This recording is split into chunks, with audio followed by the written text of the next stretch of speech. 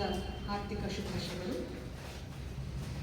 ದಿನದಂತಹ ಎಲ್ಲ ಕನ್ನಡ ಮನಸ್ಸುಗಳಿಗೆ ಹಾಗೂ ವೇದಿಕೆ ಮೇಲೆ ಆಸೆ ಇದ್ದಂತಹ ಎಲ್ಲ ಹಿರಿಯರಿಗೆ ನಮಸ್ಕರಿಸುತ್ತಾ, ನಾವೆಲ್ಲ ಸಾಮಾನ್ಯವಾಗಿ ಚಿಂತೆ ಮಾಡ್ತಾ ಇರಬೇಕಾದಾಗ ನಮಗೆಲ್ಲ ಹೊಳಿತಾ ಇರುವಂಥದ್ದು ತಿರ್ಗಾ ನಮಗೆ ಮತ್ತೆ ಮರಳಿ ಕರ್ಕೊಂಡು ಹೋಗುವಂಥದ್ದು 12ನೇ ಶತಮಾನ ಅಂತ ನಮ್ಗೆಲ್ಲರಿಗೂ ಗೊತ್ತು. ಒಂದು ಬಾಯಲ್ಲಿ ಕೊನೆ ಹಲ್ಲು ಬರಬೇಕಾದಾಗ ಹೇಗೆ ಪದೇ ಪದೇ ನಾಲ್ಗೆ ಹೋಗಿ ಅಲ್ಲಿ ತಾಕುತ್ತೋ ಹಾಗೆ ಶರಣರ ಬಗ್ಗೆ ಕುರಿತು ಮಾತಾಡಬೇಕು ಅಂತಂದ್ರೆ ನಮಗೆ ಪದೇ ಪದೇ ಕಾಡುವುದು ಮತ್ತೆ ತಿರುಗಿ ಕರ್ಕೊಂಡು ಹೋಗುವುದಂದ್ರೆ 12ನೇ ಶತಮಾನ ಅಂತ ನಮ್ಗೆಲ್ಲರಿಗೂ ಗೊತ್ತು. ಇವತ್ತು ಇಟ್ಟಂತಹ ಉಪನ್ಯಾಸ ಅದು ದತ್ತಿ ಕಾರ್ಯಕ್ರಮದಲ್ಲಿ ಸರ್ಜಿ ನಾಗೋಟಿ ಮಠ ಅವ್ರದ್ದು ಒಂದ್ಸಲ ಸೌಭಾಗ್ಯ ಸಿಗ್ತೀರ ನೋಡ್ಲಿಕ್ಕೆ, ಅವ್ರ ಜೊತೆ ಮಾತಾಡ್ಲಿಕ್ಕೆ ಬಹಳ ಸಂತೋಷ. ಇವತ್ತು ಅವರು ಸ್ಮರಣಾರ್ಥವಾಗಿ ಈಗ ಉಪನ್ಯಾಸ ಮಾಡ್ತಾ ಇರೋದು ಕೂಡ ಬಹಳ ಸಂತೋಷ ಮತ್ತು ಒಂಥರ ಕಾಕತಾಳೆ ಅನ್ಸುತ್ತೆ. ನಾವು ಚಿಂತನೆ ಮಾಡ್ತಾ ಇರ್ತೀವಿ, ಸಾಮಾಜಿಕ, ಧಾರ್ಮಿಕ, ಆರ್ಥಿಕ, ಆಧ್ಯಾತ್ಮಿಕ ಇದೆಲ್ಲ ಚಿಂತನೆಗಳು ಮಾಡ್ತಿರ್ಬೇಕಾದಾಗ ನಮ್ಗೆ ಅನೇಕ ಸಂದರ್ಭಗಳು ಎದುರು ಬರ್ತಾರೆ. ಯಾಕೆ ಸಾಮಾಜಿಕ ಚಿಂತನೆಗಳನ್ನೇ ಪದೇ ಪದೇ ನಾವು ತಗೊಳ್ಬೇಕು? ನಾವೆಲ್ಲರೂ ಸಮಾಜದಲ್ಲಿ ವಾಸ ಮಾಡ್ತಾ ಇರೋದ್ರಿಂದ ಸಮಾಜ ಚಿಂತನೆ ಬಹಳ ಅವಶ್ಯಕ ಅಂತ ನಮ್ಗೆ ಅನ್ಸುತ್ತೆ. ಅದ್ರ ಜೊತೆಯಲ್ಲಿ ನಾವು ಬದುಕ್ತಾ ಇರೋದ್ರಿಂದ ನಾವು ಏನು ಪರಿವರ್ತನೆ ಮಾಡಿಕೊಳ್ಬೇಕು ಮತ್ತು ಏನು ಸುಧಾರಿಸ್ಕೊಳ್ಬೇಕು ಅನ್ನುವಂಥದ್ದು ಬಹಳ ದೊಡ್ಡವಾಗಿ ನಮ್ಮ ಮುಂದೆ ಕಾಡುತ್ತಿರುವಂಥ ದೊಡ್ಡ ಪ್ರಶ್ನೆ. ಇವತ್ತು ನಾವು ಸಾಕಷ್ಟು ನಮ್ಮ ಮಠಾಧೀಶರ ಬಗ್ಗೆ ಮಾತಾಡ್ತೇವೆ, ಅನೇಕ ಅವಧೂತಗಳ ಬಗ್ಗೆ ಮಾತಾಡ್ತೇವೆ, ಅನೇಕ ಪೂಜ್ಯರನ್ನ ಸ್ಮರಿಸ್ಕೊಳ್ತೇವೆ, ಅನೇಕ ಗುರುಪಂಥಗಳನ್ನು ನಾವು ಮಾತಾಡ್ತಾ ಇರ್ತೇವೆ. ಇಷ್ಟೆಲ್ಲ ಮಾತಾಡಿದಾಗೂ ಕೂಡ ಒಂದು ಸಾರಿ ತಿರುಗಿ ನೋಡಿದಾಗ ಸಮಾಜ ಅಥವಾ ಸಾಮಾಜಿಕತೆ ಏನಾದ್ರೂ ಬದಲಾವಣೆ ಆಗಿದೆಯಾ? ದೊಡ್ಡ ಪ್ರಶ್ನೆ. ನಾವು ಬಹಳ ಚಂದ ಭಾಷಣ ಮಾತಾಡ್ತೇವೆ, ಹೇಳ್ತೇವೆ, ಉಪನ್ಯಾಸ ಕೊಡ್ತೇವೆ, ಎಲ್ಲ ಮಾಡ್ತೇವೆ, ಬದಲಾಗಿದೆ ಬದಲಾಗಿದೆ ಬದಲಾಗಿದೆ ಅಂತ ಹೇಳ್ತೇವೆ. ಸ್ವಲ್ಪ ಹಿರಿಯರ ಕಡೆ, ಹಳ್ಳಿ ಜನರ ಕಡೆ ಹೋಗಿ ಕೇಳಿದ್ರೆ ಕಾಲ ಬದಲಾಗಿದೆ ಅಂತಾರೆ. ನಮ್ಮ ಕಾಲನೇ ಬೇರೆ ಇತ್ತು, ಇವತ್ತಿನ ಕಾಲ ಬೇರೆ ಆಗಿದೆ, ನಾವು ಓಡ್ತಾ ಇದ್ದೀವಿ ಅಂತ. ಇವತ್ತಿನ ಪರಿಸ್ಥಿತಿಗೆ, ಸಂದರ್ಭಕ್ಕೆ ತಕ್ಕಂತೆ ಓಡ್ತಾ ಇದ್ದೀವಿ ಅನ್ನೋದ್ರಿಂದ ನಮ್ಗೆ ಗೊತ್ತಿರುತ್ತೆ. ಆ ಓಡುವ ಹಿನ್ನೆಲೆಯಲ್ಲಿ ಕೂಡ ನಮಗೆ ಸಾಕಷ್ಟು ಬ್ರೇಕ್ಗಳಿದ್ದಾವೆ. ಒಂದು ಅಡೆತಡೆ ನಿಲ್ಲುವಂತಹ, ತಡೆಗಟ್ಟುವಂತಹ ಒಂದು ಹಂಸಗಳಿದಾವಲ್ಲ, ಅವಕ್ಕೆಲ್ಲ ನಾವು ಮರೆಮಾಚಿ ಹೋಗಲೇಬೇಕು. ಅಂತಹ ಅವಧೂತರು ವಿರಾಗಿ ಪುರುಷ ಶ್ರೀ ಹಾನಗಲ್ ಕುಮಾರ್ ಸ್ವಾಮಿ. ಏನ್ ನೋಡ್ರಿ, ಸಾಮಾನ್ಯವಾಗಿ ಎಲ್ಲರೂ ವಿರಾಗಿ ಅಂತ ಕರೆಯಕ್ ಆಗಂಗಿಲ್ಲ. ವೀರ ಸನ್ಯಾಸಿ ಅಂತ ನಾವು ವಿವೇಕಾನಂದರ ಕರೆದಿಲ್ಲ. ವಿರಾಗಿಪುರ ವಿರಾಗಿ ಅಂತ ಹೇಳಿ ನಾವು ಶ್ರೀ ಹಾನಗಲ್ ಕುಮಾರಸ್ವಾಮಿಗಳನ್ನು ಕರಿತಾ ಇದ್ದೀವಿ ಅಂದ್ರೆ ಒಂದು ಸರಿ ಅವರನ್ನ ಒಳಹೊಕ್ಕು ನೋಡ್ಬೇಕು ಅಂತ. ಸಾಕ್ಷಿ, ಆತ್ಮಸಾಕ್ಷಿ, ಮನಸ್ಸಾಕ್ಷಿ ಇವೆಲ್ಲಗಳನ್ನು ಒಂದ್ ಕಡೆ ಬದೆ ಇಟ್ಟು ನೋಡಿದಾಗ ನಮಗೆ ಸಿಗುವಂಥದ್ದೇ ಪ್ರಜ್ಞಾ ಸಾಕ್ಷಿ. ನಮ್ಗೆಲ್ಲ ತಲ್ಲಣ ಅನ್ಸುತ್ತೆ, ಕಂಪನ ಅನ್ಸುತ್ತೆ ಕೆಲವ್ರ ಬಗ್ಗೆ ಮಾತಾಡ್ಬೇಕಾದಾಗ. ಅವ್ರ ವಿಚಾರಗಳನ್ನ ಇವತ್ತು ನಾವು ಎಷ್ಟು ಮುಡಿಯಷ್ಟು ಹಿಡ್ಕೊಂಡಿದ್ದೀವಿ, ಎಷ್ಟು ಮಂದಿ ನಮ್ಗೆ ತಿಳಿದಿದೆ, ಏನ್ ಮಾಡಿದ್ದಾರೆ ಅನ್ನುವಂಥದ್ದು ನಮಗೆ ಕೆಲವೊಮ್ಮೆ ಮರೆಮಾಚಿ ಹೋಗುತ್ತೆ. ಕುಮಾರಸ್ವಾಮಿ ಅವ್ರ ಬಗ್ಗೆ, ಹಾನಗಲ್ ಸ್ವಾಮಿಗಳ ಬಗ್ಗೆ ನಾನು ಅವ್ರ ಹುಟ್ಟು ಅದ್ರ ಬಗ್ಗೆ ಏನು ಮಾತಾಡಲ್ಲ. ಅವ್ರದ್ದು 1886 ಜನಿಸ್ತಾರೆ, 1930 ಅವರು ದೇಹವನ್ನು ತ್ಯಾಗ ಮಾಡ್ತಾರೆ. ಅವರು 7 ವರ್ಷ ಅಂದ್ರೆ 7ನೇ ತರಗತಿಯಲ್ಲಿದ್ದಾಗ, ಅಂದ್ರೆ 14ನೇ ವರ್ಷ ಇದ್ದಾಗ ಅಲ್ಲಿಂದ ನಾನು ತಗೋತಾ ಇದ್ದೀನಿ. ಅವರ ಮೂಲ ಹೆಸರು ಹಾಲಯ್ಯ ಅಂತ. ನೋಡ್ರಿ, ಹಾಲಯ್ಯ ಅನ್ನುವಂಥದ್ದು ಹೆಸರಿಗೆ ದೊಡ್ಡ ಮೆರಗಿದೆ. ಹಾಲು ಎಷ್ಟು ಶುದ್ಧತೆ, ಇವತ್ತು ಶುದ್ಧತೆ ಇಲ್ಲಿ ಬಿಡಬೇಕು, ಪ್ರಶ್ನೆ ಮಾಡಲ್ಲ. ಅದು ಪಾರದರ್ಶಕತೆಯನ್ನ ತೋರುವಂಥದ್ದು. ಅವರು ಅನುಭವವನ್ನ ಅನುಭವಿಸಿ ಅನುಭವವನ್ನ ವ್ಯಕ್ತಪಡಿಸಿದಂಥವ್ರು. 14 ವರ್ಷ ಇದ್ದಾಗ ಸಿದ್ಧಾರೂಢ ಮಠ, ಹುಬ್ಬಳ್ಳಿಯಲ್ಲಿರುವಂತಹ ಸಿದ್ಧಾರೂಢ ಮಠಕ್ಕೆ ಹೋಗ್ತಾರೆ. ಅವಧೂತರು ಅಂತ ಕರಿತಿರೋ ಸಿದ್ಧಾರೂಢರು. ಆ ಸಿದ್ಧಾರೂಢರ ಮಾರ್ಗದರ್ಶನದಲ್ಲಿ ಸನ್ಯಾಸತ್ವವನ್ನು ಪಡ್ಕೋತಾರೆ. ಸನ್ಯಾಸತ್ವ ಅನ್ನೋದೇನು ಅಂತ ಅರಗಿಸಿಕೊಳ್ಳಲಿಕ್ಕೆ ಮೈಸೂರಿಗೆ ಹೋಗ್ತಾರೆ. 12 ವರ್ಷ ದೀರ್ಘ ತಪಸ್ಸು ಮಾಡ್ತಾರೆ. ಆ ತಪಸ್ಸು ಮಾಡಿ ಮತ್ತೆ ಮರಳಿ ತಮ್ಮ ಜನ್ಮಭೂಮಿಯಿಂದ ಉತ್ತರ ಕರ್ನಾಟಕಕ್ಕೆ ಬರ್ತಾರೆ. ಅವರು ಕಂಡುಕೊಂಡಂತಹ ಅನೇಕ ಅಂತರಾತ್ಮದ ಒಳಗಣ್ಣುಗಳನ್ನ ಸಮಾಜ ದೃಷ್ಟಿಯಲ್ಲಿ ಹಚ್ಚಲಿಕ್ಕೆ ಶುರು ಮಾಡ್ತಾರೆ. ಸಮಾಜವನ್ನ ನೋಡುವಂತ ದೃಷ್ಟಿ ಎಲ್ಲರಿಗೂ ಬೇರೆ ಬೇರೆ ಇದೆ. ನಾನು ಒಂಥರ ನೋಡ್ತೀನಿ, ನೀವು ಒಂಥರ ನೋಡ್ತೀರಿ, ಹಿರಿಯರು ಒಂಥರ ನೋಡ್ತಾರೆ, ಅವಧೂತರು ಒಂಥರ ನೋಡ್ತಾರೆ, ಪೂಜ್ಯರು ಒಂಥರ ನೋಡ್ತಾರೆ, ಇಲ್ಲ ಕುಂತವ್ರು ಎಲ್ಲ ಒಂಥರ ನೋಡ್ತಾರೆ.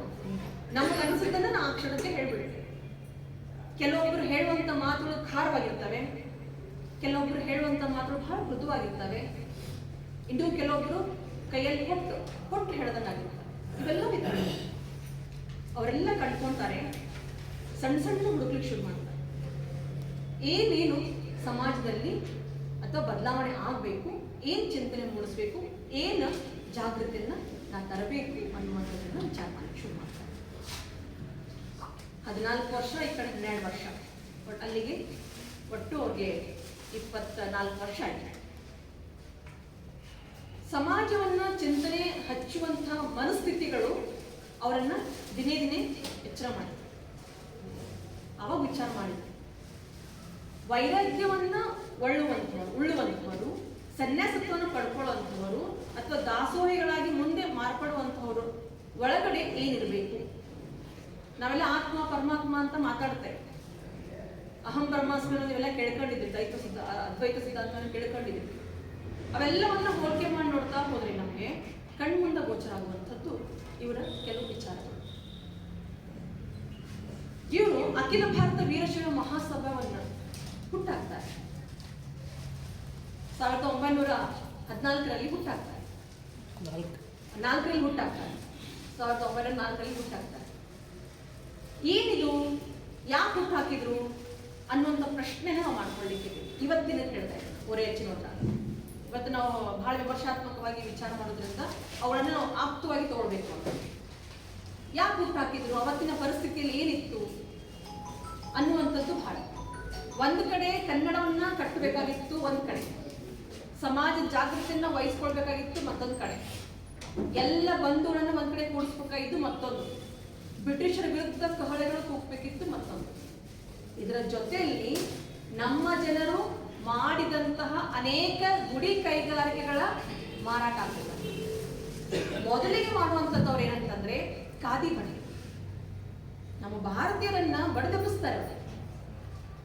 ಖಾದಿಯನ್ನ ಧರಿಸಲೇಬೇಕಂತ ಹೇಳ್ತಾರೆ. ನಾವೆಲ್ಲ ಏನ್ ಮಾಡ್ತೇವೆ, ಗಾಂಧೀಜಿಯವರು ಬಹಳ ನಮ್ಗೆ ಸಪೋರ್ಟ್ ಮಾಡಿದ್ರು ಹಂಗೆಲ್ಲ ಹೇಳ್ತೀವಿ ನಾವು. ಅಂದ್ರೆ ರಾಷ್ಟ್ರ ಮಟ್ಟದಲ್ಲಿ ನೋಡಿದಾಗ ನಾವೆಲ್ಲ ರಾಷ್ಟ್ರ ಮಟ್ಟಕ್ಕಿಂತ ಹೋಗಿದ್ದ ಮುಂಚೆ ನಮ್ಮ ಕರ್ನಾಟಕದ ಮಟ್ಟ, ನಮ್ಮ ಪ್ರದೇಶ ನೋಡಿದಾಗ ನಮ್ಗೆ ಎಚ್ಚರಿಕೆ ವಹಿಸಿದ್ರು.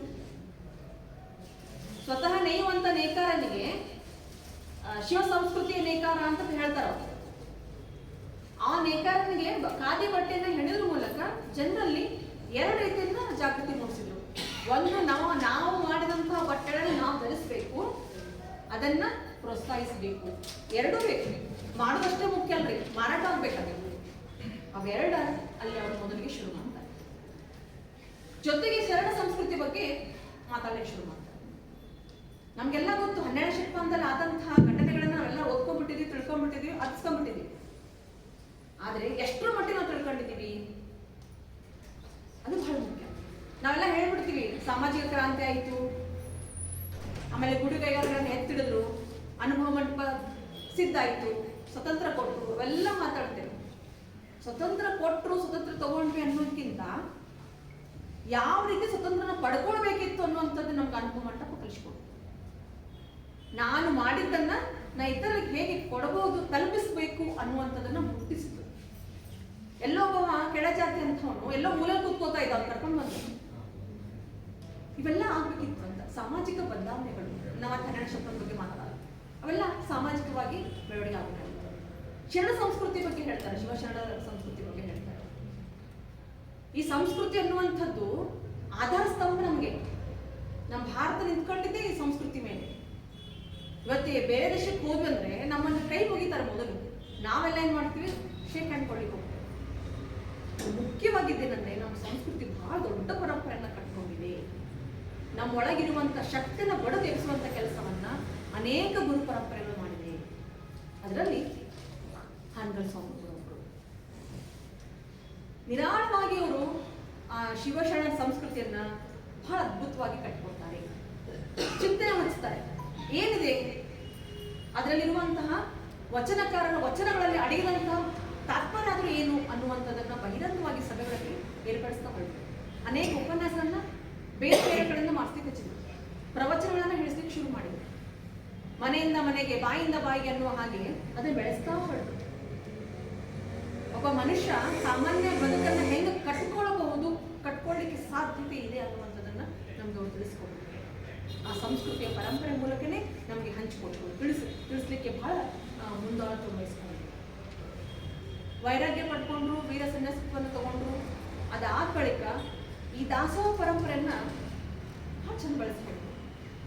ಹೆಂಗೆ ದಾಸೋಹ ಪರಂಪರೆಯನ್ನು ಮಾಡಬೇಕು, ಮಕ್ಕಳಿಗೆ ಶಿಕ್ಷಣವನ್ನು ಹೆಂಗೆ ಕಲಿಸ್ಬೇಕು, ಮಕ್ಕಳಿಗೆ ಶಿಕ್ಷಣ ಜೊತೆಗೆ ಅನೇಕ ವಿದ್ಯೆಗಳನ್ನ ಕಲಿಸ್ಕೊಡುವಂಥ, ಇದರ ಜೊತೆಗೆ ಯೋಗವನ್ನ ಶುರು ಮಾಡಿದರು. ಒಬ್ಬ ಸನ್ಯಾಸತ್ವ ಪಡ್ಕೊಂಡಂತವ ಯೋಗಿ ಆದಂಥವನು ಯೋಗವನ್ನ ಕಲಿಯಲಿಕ್ಕೆ ಬೇಕು. ಯೋಗದಿಂದ ಸಂಪೂರ್ಣವಾದಂಥ ದೇಹವನ್ನ ಅಷ್ಟೇ ಅಲ್ಲ, ಮನಸ್ಸನ್ನ ನಿಗ್ರಹ ಮಾಡಲಿಕ್ಕೆ ಸಾಧ್ಯ ಆಗುತ್ತೆ. ಅನೇಕ ಅವಘಡಗಳನ್ನ ತಪ್ಪಿಸಲಿಕ್ಕೆ ಸಾಧ್ಯ ಆಗತ್ತೆ.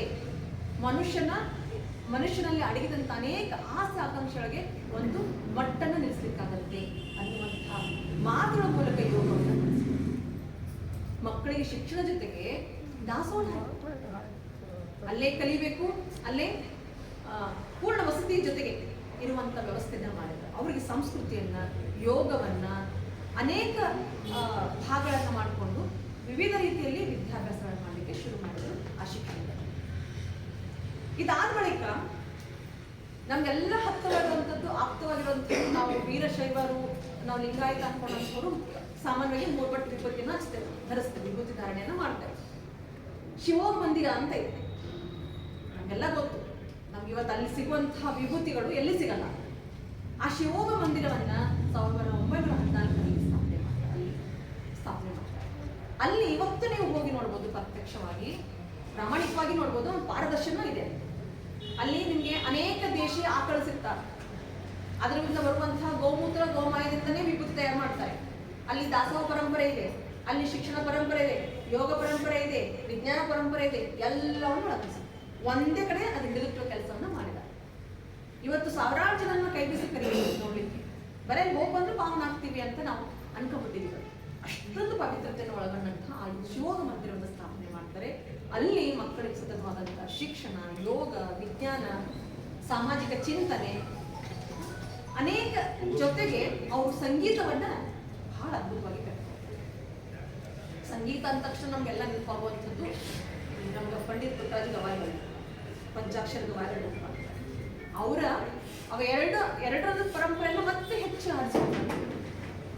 ಅವ್ರಿಗೆ ಗುರುಗಳಾದಂಥವ್ರು, ಅವರ ಶಿಷ್ಯ ಪಂಡಿತ್ ಪುಟ್ಟರಾಜ ಗವಾಯಿಗಳು, ಪಂಚಾಕ್ಷರ ಗವಾಯಿಗಳ ಶಿಷ್ಯ ಪಂಡಿತ್ ಪುಟ್ಟರಾಜ ಗವಾಯಿಗಳಾದಂಥವ್ರು. ಇವರೆಲ್ಲ ಪರಂಪರೆಗಳನ್ನ ನಾವೇನ್ ಮಾಡ್ತೇವೆ ನೋಡ್ತಾ ಹೋಗುವಲ್ಲಿ ಈ ಪಂಚಾಕ್ಷರ ಗವಾಯಿಗಳು ಮತ್ತು ಪಂಡಿತ್ ಪುಟ್ಟರಾಜ ಗವಾಯಿಗಳ ಇವರಿಬ್ಬರ ಸಂಗೀತದ ಹೊನ್ನಲನ್ನ ಮಕ್ಕಳಿಗೆ ಬಹಳ ಆಪ್ತವಾಗಿ ಕಲಿಸ್ಕೊಟ್ರು. ಆ ಒಂದು ಕೆಲಸವನ್ನ ಹನ್ನಲ್ಗುಳು ಮಾಡ್ಕೊತಾರೆ. ಇದರ ಜೊತೆಯಲ್ಲೇ ಪಗೋಳ ಕೊಟ್ಟೆಯವ್ರಿಗೆ ಏನ್ ಮಾಡ್ತಾರೆ, ಒಂದು ಕೆಲಸವನ್ನು ವಹಿಸ್ಕೊಳ್ತಾರೆ. ಏನಂದ್ರೆ ಸಾಮಾನ್ಯವಾಗಿ ಈ ವಚನಗಳನ್ನ ಸಂಗ್ರಹಿಸುವಂತ ಕೆಲಸದಲ್ಲಿ ತೊಡಗುತ್ತಾರೆ. ಅವೆಲ್ಲ ನಮ್ಗೆ ಗೊತ್ತಿರುವಂತ ವಿಚಾರ. ಮುಖ್ಯವಾಗಿ ನಮ್ಗೆ ಗುರುಗಳ ಬಗ್ಗೆ ಹೇಳ್ಬೇಕಂತಂದ್ರೆ, ಈ ವಿರಾಗಿ ಬಗ್ಗೆ ಹೇಳ್ಬೇಕಂತಂದ್ರೆ, ಅವರ ತಂದೆ ತಾಯಿಗಳು ಎಷ್ಟು ಪುಣ್ಯವಂತರನ್ನು ಗೊತ್ತಿಲ್ಲ ನನಗಂತೂ. ಆದ್ರೆ ಅವ್ರ ಬಗ್ಗೆ ನಾವು ಓದ್ತಾ ಇದ್ದೀವಿ, ಅವ್ರು ಕೊಟ್ಟಂತ ಶಿಕ್ಷಣದ ಬಗ್ಗೆ ನಾವು ತಿಳ್ಕೊತಾ ಇದ್ದೀವಿ, ಅವ್ರು ಕಟ್ಟಿಕೊಟ್ಟಂತ ನಮ್ಮ ಕಣ್ಣು ಮುಂದೆ ಇರುವಂತದ್ರ ಬಗ್ಗೆ ನಾವು ಅನುಭವಿಸ್ತಾ ಇದೀವಿ ಅಂದ್ರೆ ನಾವು ನಿಜಕ್ಕೂ ಪುಣ್ಯವಂತರು.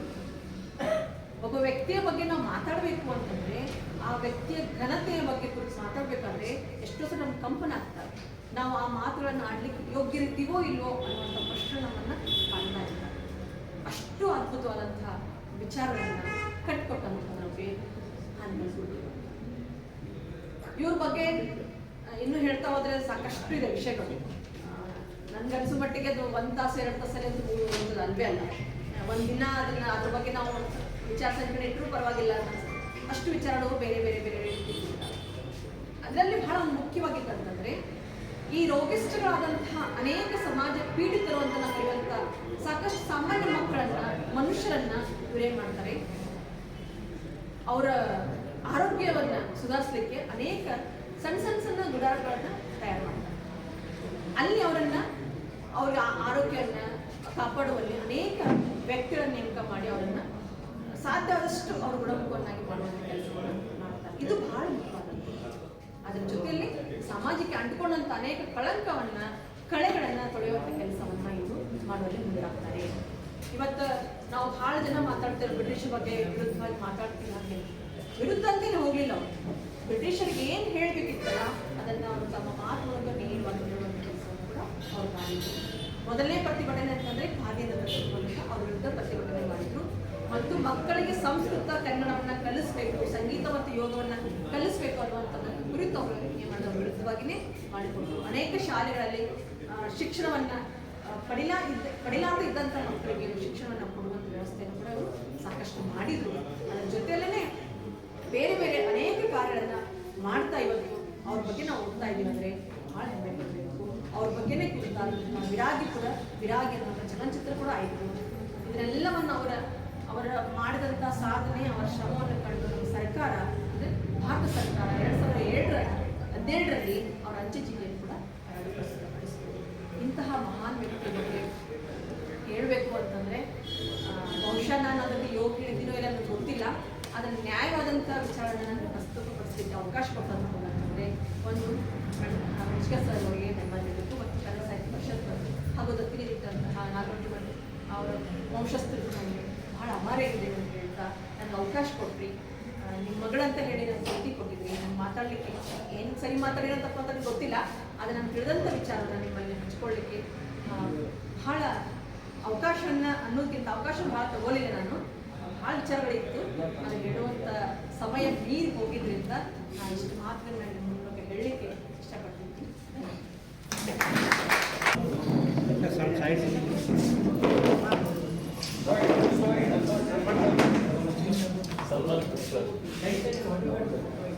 ತೋರು